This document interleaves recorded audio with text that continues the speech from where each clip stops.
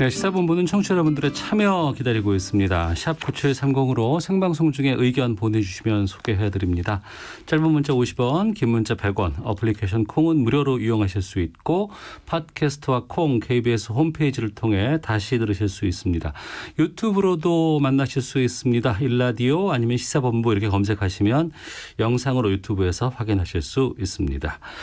자, 매주 화요일에는 여야 현직 의원과 최근 정치 이슈에 대해서 함께하는 시간이죠. 정치화투가 있습니다. 오늘 정치화투는 개인 일정 관계로 두 분 좀 각자 따로 진행하도록 하겠습니다. 먼저 국민의힘 조혜진 의원과 함께합니다. 어서 오세요. 예, 반갑습니다. 조혜진입니다. 예. 조혜진 의원님 출연분은 저희가 오전에 사전 녹음으로 진행했다는 점을 좀 알려드리도록 하겠습니다. 어제 검찰이 현역 의원을 기소를 했습니다. 예. 더불어민주당 윤미향 의원을 3억 원 등의 부정 수령 혐의 등으로 기소를 했는데 이 부분은 예. 어떻게 보세요? 결과적으로는 그동안에 제기됐던 의혹들 대부분에 대해서 이제 기소를 했어요. 8개 그 혐의로 기소를 했는데 그 중에서도 특히 이제 국민들 마음 상하게 하는 부분은 네. 치매 상태인 할머니를 이제 속여가지고 기부를 하게 한 거. 그러니까 준사기 혐의 이렇게 지금 적시가 되어 있더라고요. 법적으로는 준사기죠. 예. 심신미약 상태를 이용해가지고 이제 하는 게 준사기이고. 예. 그 다음에 그 할머니들의 이 해외여행 경비 명목의 성금이나 또 돌아가신 할머니 조의금 그 명목의 성금이나 예. 또 위안부 피해자 할머니 쉼터 운영비에서 개인적으로 1억이 넘는 돈을 유용을 한 그 업무상 횡령 혐의 이런 것들이 그 중에서 8가지 혐의 중에서도 국민들 마음을 굉장히 많이 상하게 하는 것 같습니다. 그런데 이제 그런데도 이제 본인은 이제 혐의 전체를 부인하고 네. 시인하거나 뭐 사과하거나 이런 거 없이 전체를 부인하고 하니까 실망이 더 커지는 것 같고 재판 결과를 또 지켜보는 국민들의 마음이 네. 굉장히 편하지 않은 것 같습니다.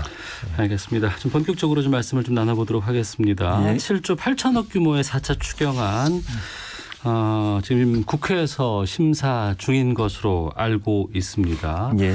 예결위에서 좀 꼼꼼히 좀 따져볼 것 같은데 그럼에도 예. 한편으로는 추석 전까지 좀 지급을 해야 되겠다라는 긴급성도 지금 있습니다. 예.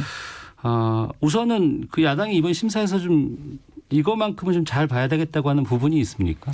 말 그대로 긴급 재난지원금이고 예. 이번에는 지난 1차 재난지원금과 다르게 9조 8천억 7조 8천억. 7조 8천억 정도의 지원금 전체를 빚을 내야 됩니다. 네. 물론 이제 그 국가 재정으로 주는 것도 국민 세금이지만 빚은 국민 세금 이전에 국민의 빚이거든요. 네네. 국민들이 갚아야 될 빚으로 그 7조 8천억을 지원하는 거기 때문에 네.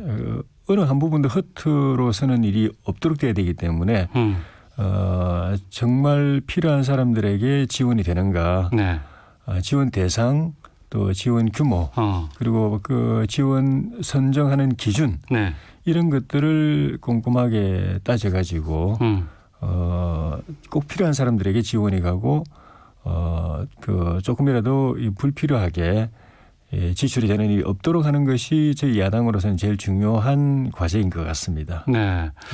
이번 주 금요일까지라고 정치권에서는 얘기를 하던데 추석 전에 지급이 되려 그러면 그때까지는 국회에서 심의가 좀 끝나야 되지 않겠나라는 얘기를 하거든요. 예. 이 부분은 어떤가요? 그 여당에서는 이제 18일까지 금요일까지 의결을 해야 된다라고 네. 이야기를 하는데 그러려면은 오늘 상임위 예비심사를 마쳐야 됩니다. 네네. 그리고 내일 모레 예결위 전체 이거 심사를 마쳐야 되고 그리고 그다음에 금요일에 금요일에 본회의로 올라가야 예결위 전체 회의 의결하고 본회의 또 의결해야 되는데 예. 이 나흘 동안에 이거 처리하게 되면은 좀 전에 말씀드린 그런 허투루 서는 일이 없도록 꼼꼼하게 들여다보는 것이 어려워지고 국회 일정상으로도 예. 어제 오늘 내일 모레 나흘 동안은 국회 대정부 질문이 진행되고 그렇죠. 있습니다. 예. 어제 정치 분야 했고 오늘 이제 외교통일 안보 분야하고 내일 경제 분야 그다음에 사회 분야 이렇게 가는데 그거하고도 이제 겹치고 해서 현실적으로 좀 어려운 부분이 있고 그래서 저희 국민의힘에서는 네. 24일까지 하도록 하자라고 돼 있는데 24일. 예, 마치도록 하자라고 돼 있는데 여야 간에 서로 협의하다 보면은 한 중간쯤 제 생각에는 이번 주 말이나 네. 다음 주 초쯤에 처리되지 않겠는가. 그렇게 되면은 추석 전에 지원해야 된다는 그 계획에 큰 차질은 없지 않겠는가 하는 생각이 듭니다. 아, 그래요. 알겠습니다. 이번이 맞춤형 선별 지급 이렇게 지금 얘기가 나오고 있습니다. 예. 그 가운데서 이 통신비 2만 원 이거는 이제 13세 이상의 모든 국민에게 지급되는 것으로 알고 있거든요. 국민의힘은 여기에 대해서 어떤 입장이신 거예요? 반대죠. 반대입니까? 예. 그건 저도 이 토론 자리에서 그 전에 그런 말씀을 드린 적이 있었죠. 이번에야말로 정말 힘든 분들, 어려운 분들, 피해가 많은 분들, 정말 말 그대로 숨이 넘어가는 분들에게 집중적으로 네. 실질적으로 도움이 되게 지원해야 된다. 그런데 여당 입장에서는 그러다 보면은 지원 못 받는 분들의 섭섭한 마음이 좀 부담이 될 거다. 정치적인 부담이다. 예. 그런데 그 정치적 부담은 여야가 같이 분담하자. 예. 왜냐하면 우리 당도 야당인 우리 국민의힘도 이번엔 선별 지원해야 된다고 우리가 먼저 이야기를 했기 때문에 선별 지원함으로써 지원 못 받는 분들의 섭섭함, 그 정치적 부담, 그건 우리도 같이 져야 될 입장이다. 그러니까 같이 나눠지고 이번에는 그런 보편 지원에 대한 부담은 덜자. 그렇게 그때 제가 말씀드린 기억이 있습니다. 이 자리에서. 그 처음에는 여당도 그렇게 가더니 막판에 결국은 또 이 통신비 2만 원이라도 전 국민에게 지원하자. 전 국민에게라는 그 명분에 또 발목이 잡혀가지고 그게 일종의 포퓰리즘인데 그렇게 하는 걸로 돼 있는데 그게 그렇게 시급한 일이냐. 그리고 전 국민에게 정말 긴급하게 재난 당한 사람들에게 지원하겠다는 그 취지하고 전 국민에게 준다는 취지하고 그게 같이 가는 거냐. 전 국민에게 가면은 아니 뭐 속된 말로 그 이재용 삼성 부회장한테도 2만 원 통신비 지원 가는 것 아닙니까? 뭐 상징적인 거지만은 2만 원이 아무 의미가 없는 뭐 반 이상의 대한민국 국민들에게 그게 간다는 의미, 그게 무슨 의미가 있는 것인가. 다 2만 원 적은 돈이지만 그나마도 힘든 분들에게 더 2만 원이라도 더 드리는 게 그럼 이거는 여당에서 철회를 해야 된다고 지금 보시는 거예요? 철회해야 된다고 봅니다만은 그거 철회 안 하면은 그러면 재난지원금 처리하는 것 자체를 반대할 거냐. 그거는 뭐 저는 뭐 우리 당의 입장은 제가 뭐 책임 있게 무슨 답변할 수는 없지만 좋습니다. 제 개인적으로는 민주당이 여당이 끝내 그걸 고집한다면 그걸 때문에 지원금 자체를 못 해주는 건 저는 아니라고 생각이 들고 민주당을 설득해서 더 어려운 분들한테 지급하도록 하지만 뭐 고집한다면 할 수 없는 건 아닌가 하는 게 제 개인 생각입니다. 이게 뭐 9천억이 넘는다고 하고 1조 가까운 돈이라고 하더라고요. 그러면 이 돈을 만약에 통신비에 지원하지 않는다 그러면 어느 곳에 써야 한다고 보세요? 항목을 따로 만들 필요는 없고요. 그 금액을 조금 더 기존에 이제 그 정부가 편성하고 있는 지원 대상자들 그게 금액을 조금 더 줘도 되는 것이고 아니면은 그보다 더 절실한 항목이 있으면 항목을 또 2만 원이라도 지급될 더 절박한 항목을 또 새로 만들어도 되고 뭐 어쨌든 어떤 형태로 하든 간에 어려운 분들한테 다 몰아서 주자. 그게 옳은 방향이라고 생각합니다. 알겠습니다. 자, 정초와투 국민의힘 조혜진 의원과 함께 말씀 나누고 있습니다. 어제 국회 대정부 질문에서 추미애 장관 아들 군 복무 시절에 이제 휴가 논란이 뜨거웠습니다. 그리고 주말 사이에 추미애 장관이 SNS를 통해서 이제 사과문 입장문을 냈는데 이건 어떻게 평가하시는지 여쭙겠습니다. 제가 전문을 읽어봤는데 이 진짜 사과하는 게 맞은가 하는 생각이 들었어요. 그 입장문을 숫자를 매겨가지고 1, 2, 3, 4, 7까지 이렇게 단락을 나누어서 작성을 하셨더라고요. 근데 그 7개 단락 중에 사과의 의미가 있는 건 딱 한 단락입니다. 네. 그것도 뭐 제가 무슨 잘못이 있었거나 아니면 아들이 뭐 문제가 있었거나 해서 죄송하다 이게 아니고 이번 문제로 국민들에게 걱정을 끼쳐서 송구하다. 딱 요 한 문장입니다. 걱정을 끼쳐서 송구스럽다. 그거 하나고 나머지는 다 내가 할 말이 있었지만 참고 있었다. 우리 아들은 이래서 아무 문제가 없다. 우리 집은 아들도 다리가 불편하고 남편도 불편하고 나도 뭐 편치 않고 하면서 이렇게 좀 감성적으로 호소하는 그 글. 네. 그리고 결론은 법무장관 그만두지 않는다. 예. 뭐 그 검찰개혁 계속하겠다. 이렇게 끝나니까 거기 이제 그 전문을 읽어본 분은 저기 진짜로 이렇게 미안한 마음이 있다고 느낄 분들이 뭐 얼마나 될까 싶고. 그 사과문이 아닌 그냥 유감 표명이나 입장 표명일 뿐이다. 예. 예.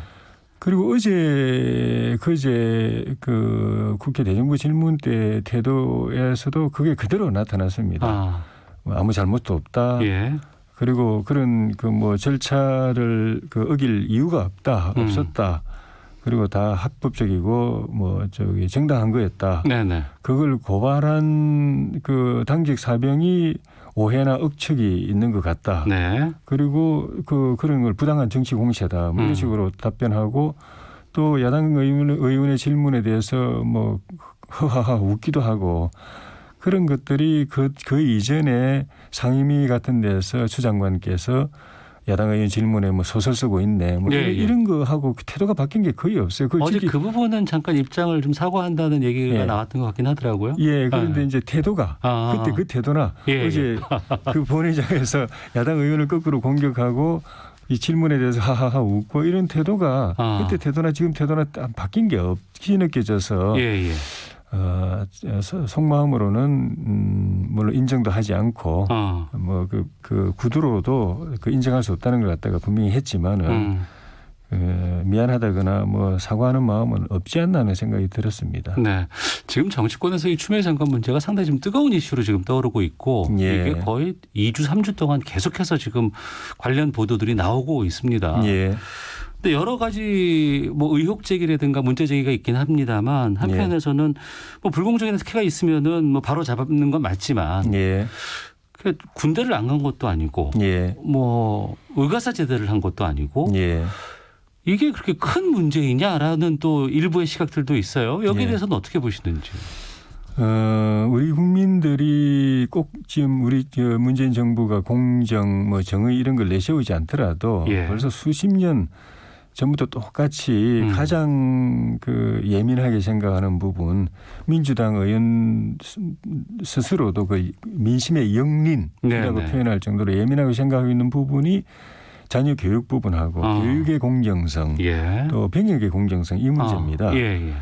그러니까 그 지금 이 문제에 그 가지고 이 문제에 대해서 그 나오고 있는 여론의 반응이 그걸 그대로 보여준다고 생각이 듭니다. 지금 그 문재인 대통령과 여당의 지지율이 뚝 떨어졌어요. 그런데 거기서 지지를 철회한 계층이 나이로 보면은 20대. 그러니까 군대 가거나 가야 될 또는 막 갔다 온 그 층. 그리고 또 50대. 그 군대 자녀를 보냈거나 또는 그 보내야 될 또는 본인이 군복무를 하고 온 그 50대들. 그리고 그 직업이나 계층으로 보면은 학생층. 학생층 역시 똑같거든요. 군대 갔다 왔거나 가야 되거나 또 그들을 부모로 둔 주부 계층에서 제일 많이 빠졌습니다. 이건 거의 뭐 핀셋으로 보여주는 거예요. 이 이슈에 대한 여론의 민심의 이 실망과 분노가 얼마나 큰지 그대로 보여주는 것이고 뭐 젊은 분들은 기억을 못 하실지 모르겠는데 아는 분들은 아시는 게 옛날 그 15, 16대 대선 때인가 그때 유해창 후보가 두 번 연달아 병역 문제 때문에 졌는데 야당에서 그 당시 그 야당이었던 민주당이 이 문제를 거듭 제기를 했는데 그게 나중에는 다 사실이 아닌 걸로 잘못된 그 의혹 제기로 밝혀졌음에도 불구하고 선거는 2번씩이나 정권이 넘어가 버렸습니다. 그만큼 중요한 것이다. 사실이 아님에도 불구하고 그 당시에 여론이 그렇게 민감하게 반응하는 이슈가 이 이슈인 거죠. 알겠습니다. 예. 지금 야당은 이거 특임 검사 주장하고 있는 것으로 알고 있습니다. 예. 검찰 동부지검에서 지금 수사 중이라고 하는데 예. 어떻게 해야 된다고 보세요, 끝으로? 지금 이 문제가 처음 제기된 게 1월 달에 추 장관 인사청문회 때 그 전후 해가지고 제기가 됐는데 그리고 고발도 됐고 근데 8개월 동안에 아무런 수사 진척이 없었습니다. 여당 스스로도 이건 너무나 단순한 사건이고 간단한 사건이라고 하는데도 불구하고 수사는 8개월 동안 아무런 진척이 없습니다. 네. 그럴 수밖에 없는 게 그 사건을 덮는 데 이렇게 역할을 했다고 지금 의혹을 받고 있는 검사들이 이번에 추 장관 인사를 통해서 다 승진하고 또 그 높은 자리 가고 그걸 제대로 밝히려고 했던 검사는 좌천돼 가지고 옷을 벗는 걸 모든 검사들이 다 봤습니다. 네. 그러니까 이 수사가 그리고 그때 그렇게 덮어가지고 영전했던 검사들을 이번에 추 장관이 다시 또 대검을 통해서 중앙지검을 통해서 또 그 수사팀에 또 보냈습니다. 예. 그러니까 이게 수사가 제대로 되겠는가 되더라도 이 공정한 수사가 의혹을 제대로 밝힌 수사가 되겠는가 하는 데 대해서 다 이제 불신을 갖고 있기 때문에 좀 전에 이해창 후보 같은 경우는 사실이 아닌 것으로 밝혀졌음에도 정권이 바뀔 정도였는데 이거는 지금 이미 드러난 확인된 사실도 있는 것이거든요. 보좌관이 전화 안 했다고 그러는데 전화한 것도 밝혀졌고 이런 사실들도 있음에도 불구하고 수사가 제대로 되기 어렵기 때문에 그래서 특임검사를 임명하든지 알겠습니다. 특별수사단을 조직하든지 아니면 국회 특검을 하든지 해서야만 제대로 될 수 있다. 그런 생각인 거죠. 알겠습니다. 예. 자, 정치화투 국민의힘 조혜진 의원과 함께 말씀 나눴습니다. 다음 주에는 완전체로 다시 모시겠습니다. 예, 고맙습니다. 예, 고맙습니다. 네, 정치화투 돌아왔습니다. 앞서 국민의힘 조혜진 의원과 인터뷰 진행을 했고요. 자, 이번에는 더불어민주당 김성환 의원과 함께 최근에 정치 이슈들 좀 같은 내용으로 좀 질문을 드려보도록 하겠습니다. 어서 오세요. 네, 안녕하세요. 김성환입니다. 예. 자, 이번 주 국회는 여러 가지 추경 처리라든가 상당히 중요한 부분들이 많이 있습니다. 좀 하나씩 좀 여쭤볼까 하는데 그 전에 먼저 어제 민주당 윤미향 의원 기소됐습니다. 불구속 기소가 됐는데 이 부분에 대해서 민주당 쪽에서는 어떻게 보고 있는지 좀 말씀을 듣겠습니다. 네, 윤미향 의원 관련해서는 이제 저희 당 총선 직후부터 굉장히 문제가 많은 것처럼 언론이 보도하고 야당이 부풀리기를 했지 않습니까? 당시 핵심이 그 공금을 가지고 자녀 유학비로 썼다. 그 공금을 가지고 개인 사적으로 집 구입하는 데 썼다. 남편 신문사에 몰아주게 했다. 이런 등등의 공적인 활동을 자기 개인의 치부에 썼다고 하는 내용들이 사실은 주류였는데요. 네네. 그와 관련된 건 전부 사실상 이제 불기소, 무혐의 처분이 됐고요. 이제 소소한 몇 가지가 검찰이 기소를 했는데 실제로 보면 이 일이 왜 터졌는가? 이게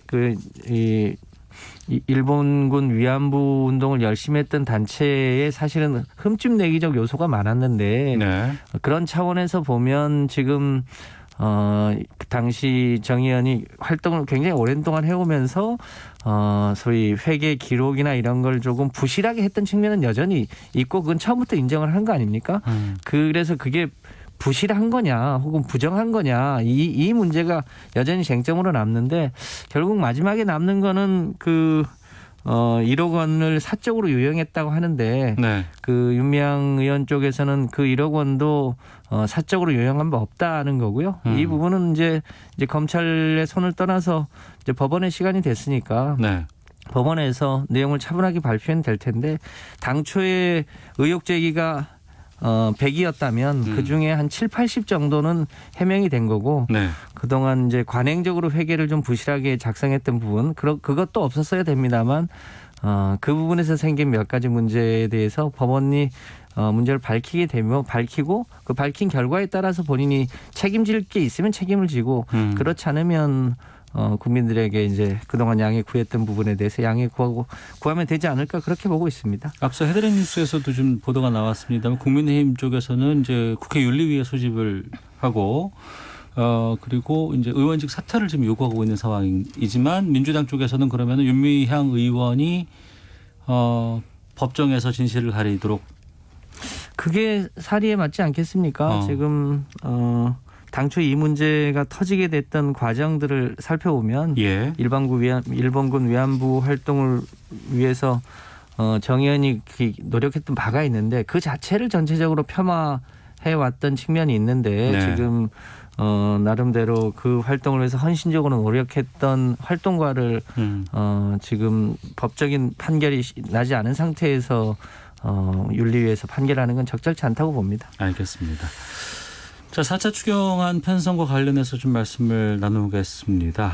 지금 이번 주 금요일까지 처리를 해야지만 추석 전에 지급이 가능하다 이런 얘기들이 나오고 있고 지금 야당 쪽에서는 그 맞춤형 선별 지급이지만 보편 지급으로 지금 인식되고 있는 그 통신비 2만 원 이 부분을 계속해서 좀 문제 제기를 하고 있거든요. 여기에 대해서 좀 입장을 밝혀주시죠. 네, 그 통신비도 13세 이상에만 지급되기 때문에 그걸 뭐 보편 지급이라고 보기는 어려운 측면이 있고요. 예. 전반적으로 보면 처음에 이걸 선별 지급할 거냐 혹은 이제 보편 지급할 거냐를 두고 여러 가지 논쟁이 있었는데 네. 어느 것이나 다 장단점이 있는 거죠. 보편 지급을 하게 되면 상위 계층까지 지급을 하는 게 맞냐 이런 문제가 있고 또 차별 지급을 하게 되면 틀림없이 못 받는 사람이 생기기 때문에 네. 그것에 대한 형평성 문제가 있어서 결국 이제 총액은 워낙 그동안 이제 소위 이제 빚을 내서 추경을 하다 보니까 국가에 빚이 많이 쌓여 있는 상태라 네네. 많은 금액을 편성하기는 어려워진 상황에서 생긴 문제라고 보여집니다. 이제 그런 면에서 이제 비대면 경제 활동을 많이 하는 상황에서 통신비 지급도 많이 늘어서 네. 그런 차원에서 이제 여당에서 통신비를 일부 보조하는 게 어떻겠냐라고 하는 의견이 있는데요. 이 부분은 사실은 선악의 문제가 아니기 때문에 예. 어디에다 더 많이 지원하면 좋겠냐. 뭐 예산만 많으면 저는 뭐 전체 국민에게 100% 지급을 하는 게 문제라면 네. 그런데 최소한 뭐 70% 국민에게라도 최소한 뭐 1인당 10만 원 주든지 정 안 되면 5만 원 주든지 이런 방법도 할 수만 있으면 네. 하는 게 좋겠다고 봅니다. 전체를 지급하지는 않더라도요. 예. 이제 그런 차원에서 보면 이거는 선악의 문제라기보다는 야당이 그냥 통과시켜주기는 또 어려우니까 좀 일종의 흠집내기 하는 거 아닌가 이렇게 판단하고 있습니다. 지금 아직 수정 가능성은 있습니까? 그럼요. 이제 국회로 공이 넘어왔고 국회 이제 저희도 오늘 상임위원회에서 이걸 이제 처리를 했거든요. 상임위원회에서 저희 상임위 법안 예산 소위로 넘겼는데요. 예산 소위에서 내일 심의하면 그게 목요일 금요일은 아마 예결위에서 심사를 하게 될 텐데요. 네. 그 과정에서 의원들 간에 협의 조정할 수 있는 시간은 여유는 있습니다. 아, 그래요? 네. 그럼 추석 전 지급도 가능하다고 좀 저희가 봐야 될까요? 아무래도 이번 주 금요일 날 결정되더라도 또 정부 국무회의를 통과해야 되는 문제도 있고 또 집행의 분류도 필요하기 때문에 그렇게 하더라도 굉장히 빠듯할 겁니다. 네. 그러니까 아무래도 이번 주 금요일까지 국회가 좀 시한이 빠듯하더라도 통과를 시켜줄 필요가 있겠죠. 네. 될 거라고 봅니다. 예. 그 여론조사 같은 걸 보면 이제 통신비 2만 원에 대한 국민 여론들이 썩 좋지 않다는 얘기들이 좀 나오곤 있는 것 같아요. 왜 그렇다고 보세요? 아무래도 그 액수 자체가 너무 작기도 하고요. 이제 그동안 상반기 때 1차 추경, 2차 추경, 3차 추경에 걸쳐서 여러 차례 추경을 했거든요. 근데 네. 우리 국민들에게는 2차 추경 때 4인 가족 기준으로 100만 원을 줬던 것을 마치 1차 전국민 재난지원금이라고 하고 2차를 그렇게 표현을 하는 바람에 그러니까 이번도 2차 재난지원금이다 이렇게 표현하는 바람에 원래는 4차 추경에 해당되는 거고 그 추경별로 지원하는 대상이 좀 달랐는데 그 2차 보상에 대한 재난지원금에 대한 이미지가 워낙 강한 탓에 전반적으로 좀 미흡한 뭐랄까요 이제 총체적으로 예산 지원 규모가 작지 않습니까? 네. 이제 그것에 대한 일종의 화살이 통신비에 가서 꽂힌 거 아닌가 이렇게 보여집니다. 그게 불필요하다기보다는 네. 어느 게 더 급한가에 대해서는 아무래도 국민들마다 생각이 다 다르지 않겠습니까? 그런 차원에서 생긴 문제라고 보여집니다. 알겠습니다. 정치와투 더불어민주당 김성환 의원과 함께 말씀 나누고 있습니다.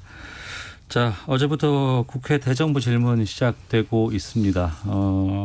오늘은 이제 경제 분야에 대한 대정부 질문이 시작되는데 어제 추미애 법무부 장관의 아들 특혜 휴가 의혹과 관련해서 여러 가지 질문들이 쏟아져 나오기도 했습니다.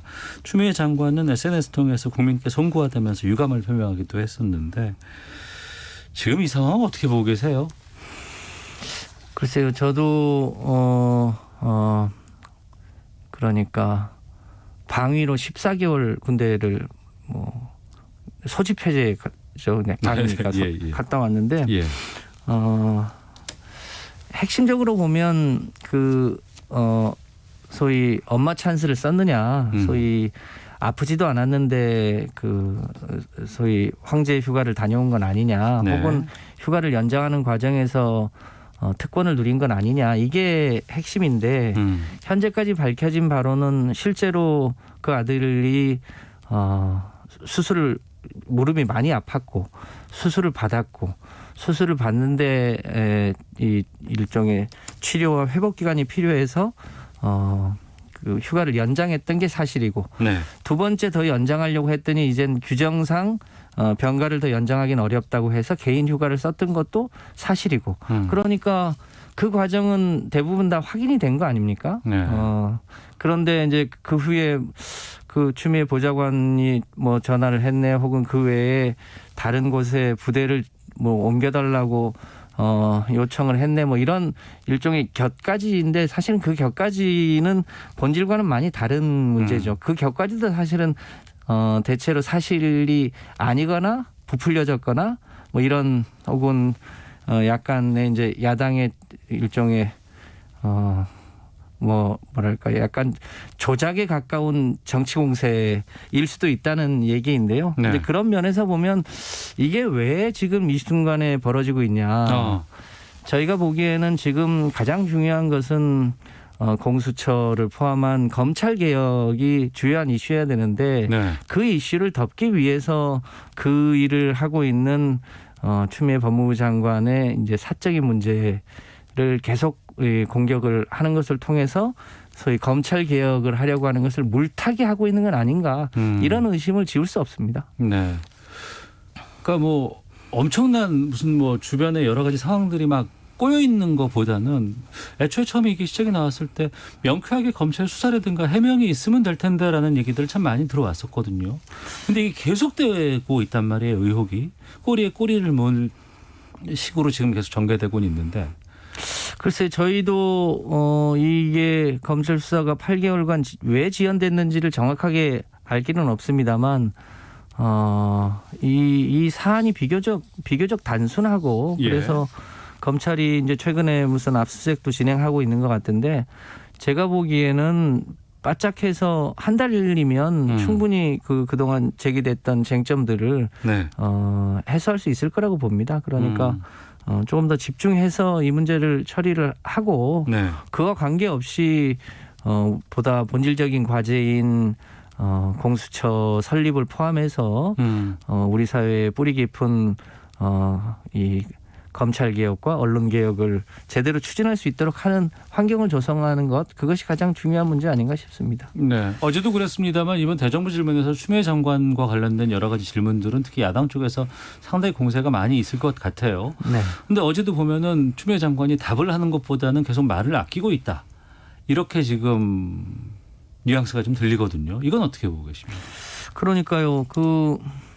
야당에서는 무슨 검찰에 수사 가이드라인을 준다고 하는데 말을 하게 되면 오히려 그게 그 수사에 일정한 가이드라인이 되거나 부담이 될 가능성이 있지 않습니까? 네. 그러니까 본인이 할 수 있는 말은 하고 검찰 수사에서 밝힐 것은 밝혀지고 이러면 될 것 같은데 네. 이미 그 뭐랄까요, 법적으로 문제가 될 만한 사안과 관련해서는 이미 다 사실관계가 드러난 거 아닌가 싶습니다. 네. 아주 그냥 저 개인적인 심정은 보좌관이 전화를 했거나 혹은 하지 않았거나 그게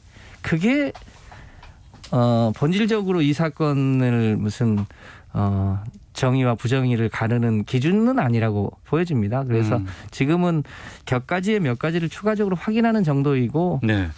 따라서 이 문제는 추미애 장관의 사적인 문제를 가지고 본질을 가리려고 하는 문제 이상도 이하도 아니다. 저는 네. 그렇게 판단하고 있습니다.